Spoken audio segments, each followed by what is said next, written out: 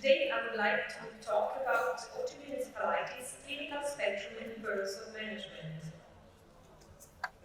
As you know, autoimmune encephalitis can be divided and categorized into three different groups depending on where their associated neuronal antibodies are located. On the one hand, we have autoimmune encephalitis associated with neuronal antibodies that target intracellular targets. In this case, these antibodies are considered to be at high risk to be associated with cancer. In more than 70% of cases, they have been associated with classical paraneoplastic syndromes, and the underlying mechanism is thought to be T-cell mediated. Because of this, there are effects of T-cells against neurons to destroy the cells, and so the effects are irreversible, and this explains in general why patients have a poor response to immunotherapy. On the other hand, we have autoimmune encephalitis associated with antibodies targeting surface proteins. In this case, antibodies are usually have a variable association with cancer, usually between 30 and 70% in the intermediate antibodies, or lower than 30% in the low-risk antibodies. In this case, antibodies are directly the cause of neuronal dysfunction, but there is no neuronal destruction, and this explains generally why there is a good response to immunotherapy for these patients. A third category is the one associated with antibodies against synaptic intracellular targets, which are somehow in between the two groups. In this case, for example, Cal65 amplifying antibodies. In this case, these syndromes behave mainly like those with antibodies against intracellular targets. It is important to keep in mind this distinction because this is not only academic, but it really has implications for diagnosis, prognosis, and treatment. Today I will mainly focus on the clinical spectrum of those autoimmune encephalitis associated with antibodies against neuronal surface. The first antibodies against intracellular targets were discovered in the years 80. With the discovery of an NMDA receptor antibodies in 2007, you can see that there has been an increasingly recognized number of autoantibodies, and nowadays we have a lot of antibodies, more than 18 different types of antibodies against neuronal cell surface and several against intracellular targets. It is important to understand the fact that historically we have been talking about paraneoplastic syndromes, but these paraneoplastic syndromes have been initially only associated with antibodies against intracellular targets. With the discovery of antibodies against surface targets, however, a new concept has been created, which is the general concept of autoimmune encephalitis. Autoimmune encephalitis can be associated with antibodies against intracellular targets or against surface targets, and it can be associated, highly associated with cancer, so being paraneoplastic, or having other triggers. For example, autoimmune encephalitis can also be triggered by infectious encephalitis, such as phospholysis and NMDA receptor encephalitis. This is a non-exhaustive list of those autoimmune encephalitis associated with antibodies against the neuronal surface, and as you can see, different targets correspond to different clinical syndromes and different types of tumors and frequency of tumors. Here is a list of the clinical syndromes, and it is important to understand that although there are some similarities and some overlap across different syndromes, many of these have very specific diagnostic clues that will help you suspect a specific syndrome. And we will go through them one by one. Let's start with anti-NMDA receptor encephalitis. So anti-NMDA receptor encephalitis is the most frequent form of autoimmune encephalitis.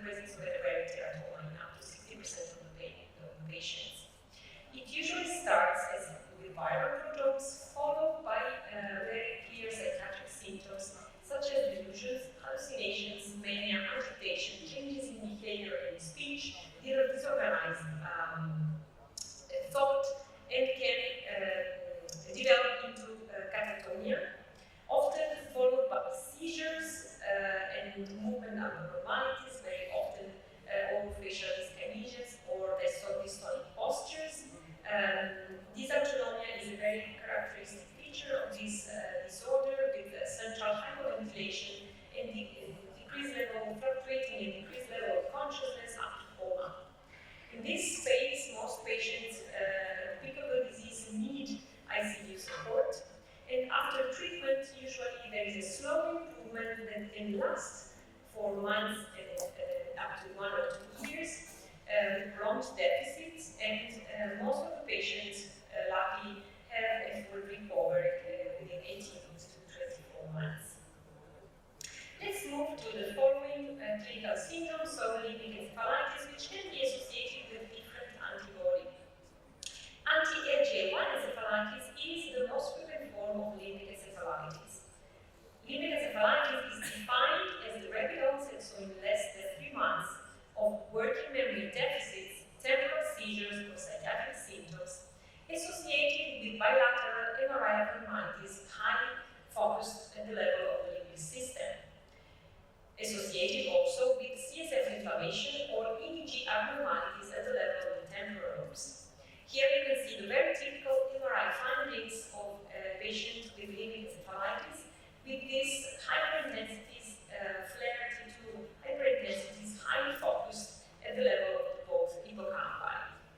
If one of the 3 criteria is unmet, then detection of neural antibodies is required. Let's focus on some responses. It is not correct to consider that every time you have a patient with limbic encephalitis, then you will find an underlying tumor. And also, limbic encephalitis is not always associated with antibodies against intracellular targets. In other words, you cannot predict which antibody or which specific tumor will be associated with this clinical syndrome. And this is because, as you can see here, different types of antibodies can be associated and underlying this same syndrome, so limbic encephalitis. This graph shows the frequency of different types of antibodies associated with limbic encephalitis from our series in Barcelona.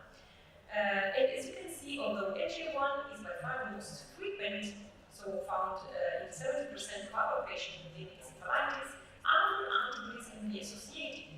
And this includes not only antibodies such as LGA1 that are on the surface, or such as GABA-B, or such as alpha receptor, but also antibodies against intracellular targets such as AMA2 or HB or SOX1.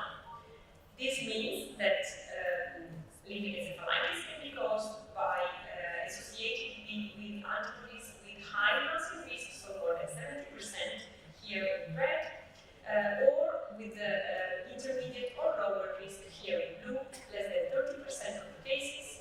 And for example, in the case of LGA1 encephalitis, less than 10% of the cases will have an underlying cancer, which usually is encephaloma. LGA1 encephalitis is characterized from a very onset by these spatial brachial dystonia seizures. These are very peculiar types of seizures that involve the face and the arm, but also sometimes can involve the leg, causing unexpected and unexplained falls. As you can see from the video here, this patient is having several times per day these very brief seizures and that can change the side, so can both involve the right and the left side in the same patient, and they can occur up to 100 times per day.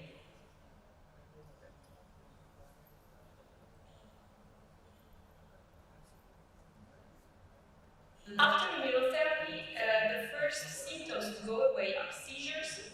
Cognition also improves, but unfortunately, most of the patients are left with residual cognitive deficits in the long term.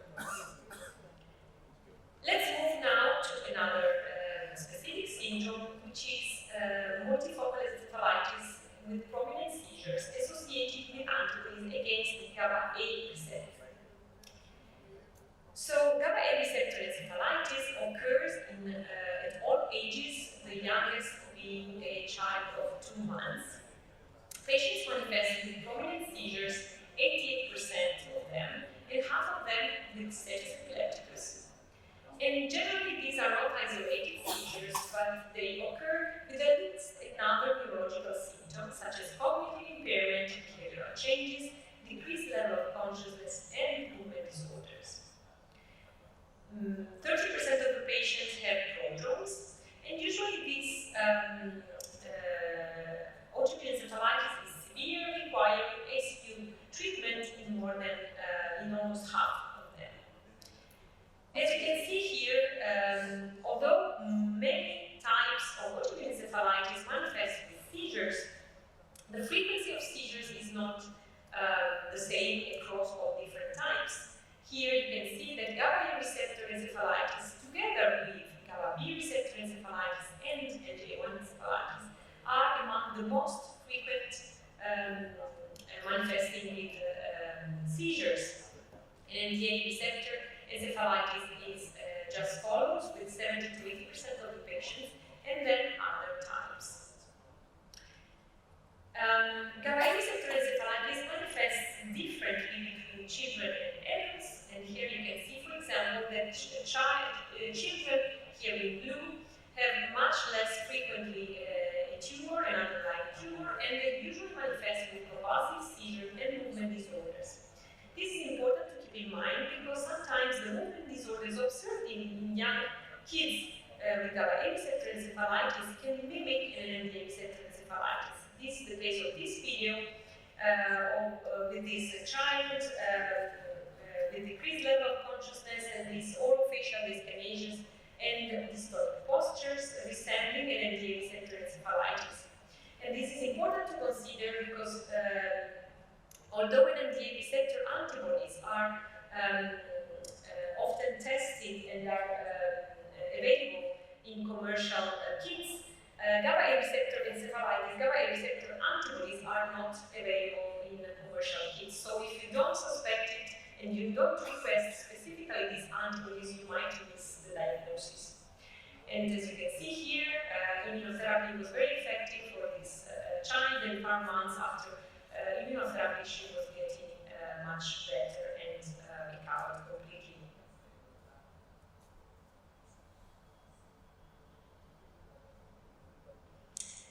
A very important clue to the diagnosis of GABA A receptor encephalitis is the presence in more than 80% of the patient of these multifocal gray MRI lesions. This is very important because these are very peculiar lesions that are large lesions, both cortical and subcortical, sometimes confluent, as you can see here in patient 2, involving almost the whole frontal lobe bilaterally.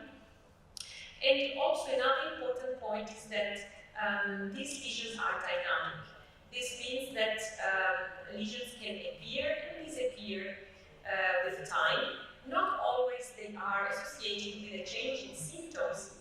And even if very few patients have normal MRI onset, if you repeat brain MRI imaging, you can then see these very peculiar brain MRI lesions. So it's very important also to repeat MRI if at onset this was normal. And very interestingly here, for example, this patient at onset had these very large multifocal lesions that completely cleared 45 days after treatment, as you can see here in the second line. Now let's move to another symptom, which is encephalitis with peripheral and central hyperexcitability associated with caspr-2 antibodies. So caspr-2 antibody-associated disease is a spectrum, it manifests with a spectrum of symptoms, neurological symptoms that involve both the central and the peripheral nervous system. So very typically in the central nervous system involvement, we have mimic encephalitis.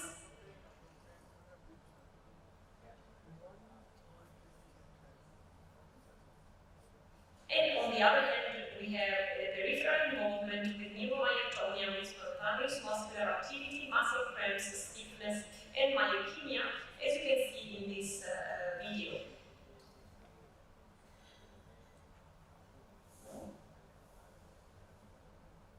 Confusion, hallucination, and dysautonomia associated with weight loss.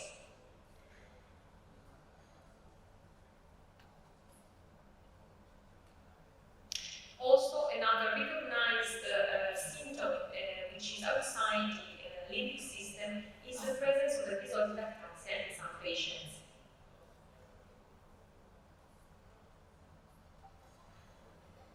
dysfunction, insomnia, and neuropathic pain, which is a very characteristic feature of category 2 antibody-associated spectrum disorder.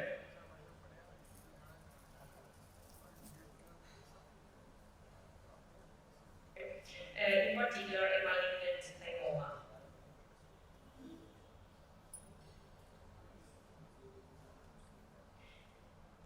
Let's now move to the next clinical syndrome, so the encephalopathy associated with sleep disorder. So iron-5 disease is characterized by specific sleep disorders associated with cognitive impairment, abnormal movements, bulbar symptoms, and dysautonomia. From the sleep point of view, these patients often show an undifferentiated, non-REM or poorly structured end to sleep, with abnormal movements and behaviors. Also, many have REM sleep behavior disorder, fragmented sleep, and usually they have a normal deep sleep stages. These patients often have also breathing disorders, including stridor, obstructive sleep apnea. The cognitive impairment can be very insidious in the onset, sometimes causing the differential diagnosis with neurodegenerative dementia. Abnormal movements are varied and include, for example, chorea, and bulbar symptoms can be very important and life-threatening. They are often associated with gait disorder and can open the differential diagnosis with progressive supranuclear palsy. Also, patients can present with dysautonomia with a risk of sudden death, and again opening the differential diagnosis with neurodegenerative disorders such as MSA. These are some videos showing patients with iron-5 disease snoring, having snoring.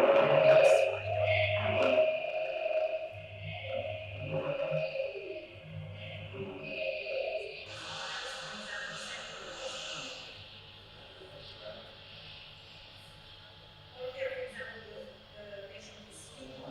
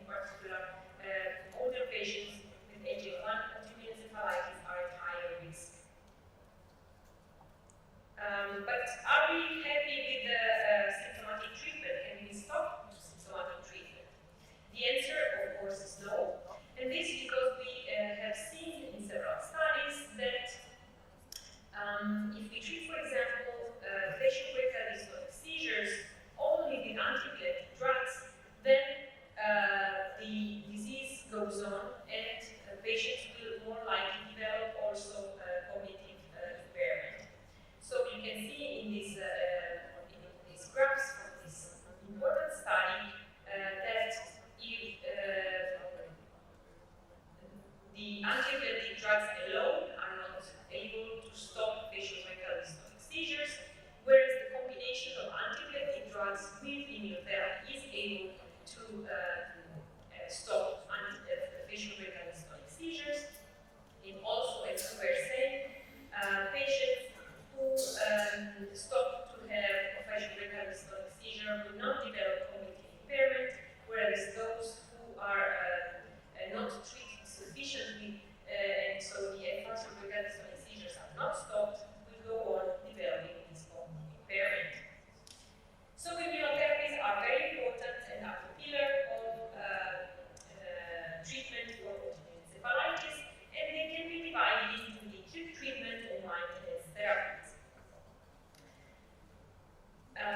So we have different molecules in the immunotherapy that have been used for autoimmune encephalitis and that act at different levels of the immune system. For example, several molecules such as rituximab, ocrelizumab, inebilizumab act on the different level of the lineage of B cells. Bortezomib and daratumumab act on the level of plasma cells. Then we have IVIG that modulate Fc receptors on several immune cells, or plasma exchange that have the effect of removing antibodies. Then FcRn inhibitors that inhibit these neonatal Fc receptors, and so they decrease this recycling and half-lives of antibodies, and also they are thought to play a role in the decrease of the transport through the blood-brain barrier of these antibodies. Then, of course, corticosteroids and cyclophosphamide, which are thought to act mainly on lymphocytes, or also drugs that act on IL-6 and IL-6 receptor, or IL-1 receptor, so such as tocilizumab or anakinra, or also JAK STAT1 regulators. But as you can see, although we have a big arsenal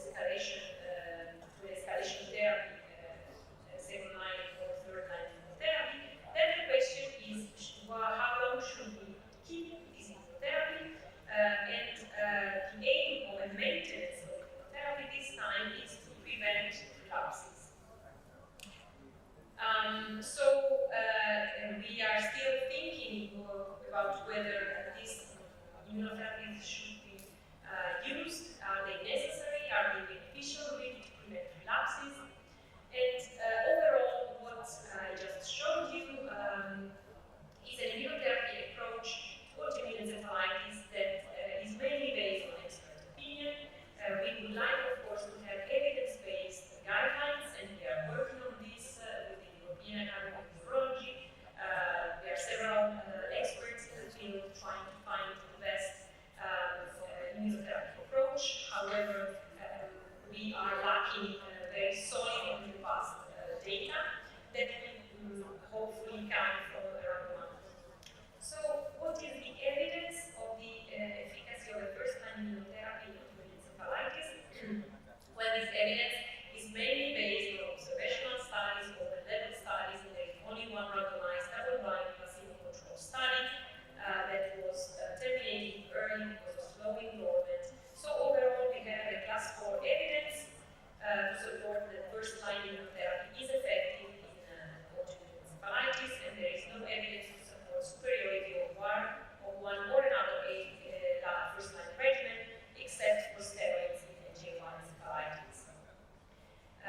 Several studies have approached the question of whether rituximab is useful, and these are some of these different studies giving a class 4 evidence again, to say that single-course rituximab as an escalation therapy reduces the risk of relapse and improves outcome.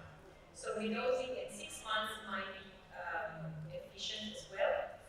And so overall, the general recommendation is to use at least a first dose, so a dose at day 0 and at day 15, so the 2 inducing dose, and then repeat at least at 6 months. And most of the experts maintain a rituximab to cover at least 1 year to 1 year and a half. Luckily, as we were saying, we have ongoing randomized clinical trials in encephalitis that will give more robust evidence for the use of these different second-line therapies. So to conclude, patients with autoimmune encephalitis require a multidisciplinary approach with, of course, at the center, we need, of course, at the center with the patient and families. We need neurologists with expertise in autoimmune neurological disorders, but with a very strong and close relationship and collaboration with many other specialties such as psychiatry, neuropsychology, intensive care specialists, and many other physicians to be able to manage correctly and efficiently these patients, both in the acute phase of diagnosis and the start of immunotherapy, cancer detection, symptomatic treatment, and intensive care, but also during the recovery phase, which can be very prolonged, and where questions about maintenance therapy arise, and also how to monitor the occurrence